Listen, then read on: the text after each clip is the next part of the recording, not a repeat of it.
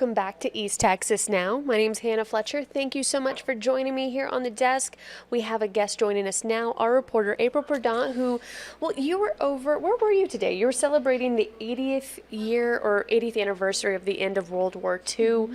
Where was this celebration held? Yeah, so I was in Quitman, and it was at the Wood County Historical Commission, which is near the courthouse. And right there, they had just a lot of different collections from World War II veterans, and it was just really neat being able to see that and just hearing some of the people that were there just telling some of their stories about their great-grandfather or some of the albums that they were sharing with the community that was coming in. It was really interesting. Like everyone was like sharing their own stories, being a part of the history and remembering. And I know you had mentioned before we came on that there was even a traveling exhibit. Is that correct? Yeah, so the guy that I spoke with, which is the viewers are about to listen to in terms of the interview, his name is Robert Dimmick, and what he does, he has a mobile military museum where he keeps all of the collections, and he just goes around East Texas and showcases or puts them on display in whatever area they have to be, so people can come in and the community can come out and to see a little bit of what he has and what he has collected, because World War II's been such a long time ago, but right now what he mentioned to me is that being able to preserve that, being able to for people to understand what really happened during those times and what these people and the military went through in terms of that, it's important for people to know what happened. And so well, let's hear more. Let's take a look. So in 2016, before we moved down here to Texas, I incorporated a rare mobile military museum. So instead of going to people having to travel and go to regular museums, we do the opposite. We bring the exhibits to the people. So if it's a school or a church or a community event, another museum, they request us, and then we bring exhibits and set up there at their location. So they don't have to travel, and it gets to more people, such as retirement communities where the retirees can't really get out and travel. We can bring the exhibits to them. And for example here, it's the 80th anniversary for World War II in terms of that. Can you talk to me a little bit about what you brought here today? So today's collection that you'll see is some of our local family members where they had donated their loved ones' memorabilia. We do have one uniform collection that is, as far as we know, our last living World War II combat veteran in Wood County. So we did bring his and his biography and information. We've also brought other historic type uniforms of important members that served in World War II.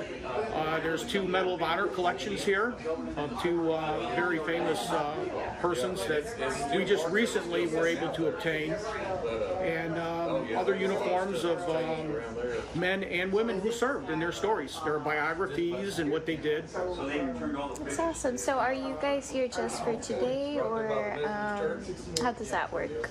It's just for today. We're here at the invitation of the Wood County Historical Society, so we were glad to come in and bring our what we could fit in here as far as exhibits and make the most of the space available. That's awesome. And in terms of history is so important, especially when it comes to World War II and all of that. Why do you think it's so significant to keep these museums alive and going for people to look at? A lot of people, history kind of falls out of their focus, and people, they don't understand how we got to be where we are now and why we get to do the things we get to do now.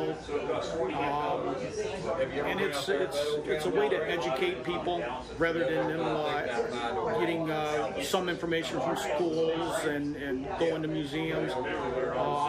This actually gives more of a personal perspective So rather than just seeing a uniform at a museum, here you get to read about the person that wore it. And that's what people want to know. They want to know who wore the uniforms, what they did in their life. And it soaks in better, I think, and they get more of an appreciation for those who served, whether they didn't make it home or even if they got to make it home. They get to learn what they did for their lives. You know, it's very good. I wish that school hadn't started because, you know, we can get more younger people here, and that's one of our main focuses, because we've had little youngsters come in and I've had them sit on the ground in some of our exhibits and read everything, take pictures, ask questions, because some people don't know, especially our younger generations. You know, we've had the young ones come up and they thought the Vietnam War was part of World War II. So we get to explain the separate conflicts and how this began, how that ended. So it provides a unique educational opportunity when, you know, the opportunities like this come up, that we can help people learn, you know, and understand, you know, and answer questions that they may have about our history. Well, World War II was a very important event for the whole world. I mean, it encompassed every part of the world. You know, every part was affected in some way or another by that war. It was one of our biggest. You know, it cost the most lives as far as those that have served in it. And it actually defined the United States, and actually was what made the United States a superpower in where we are today.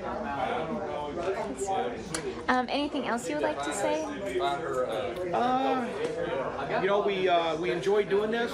If anybody has any questions, you know, you can find us on the website. You know, just Google us on GHQ Military Museum. We're also on YouTube. Your very own Bob Hallmark did a video for us a while back. So if anybody has anything they would like to donate, people want their families to be remembered, and that's the biggest thing we find. They're willing to donate incredible collections so that other people can learn about their family members, and that history doesn't go in the garbage. It doesn't get thrown in a basement.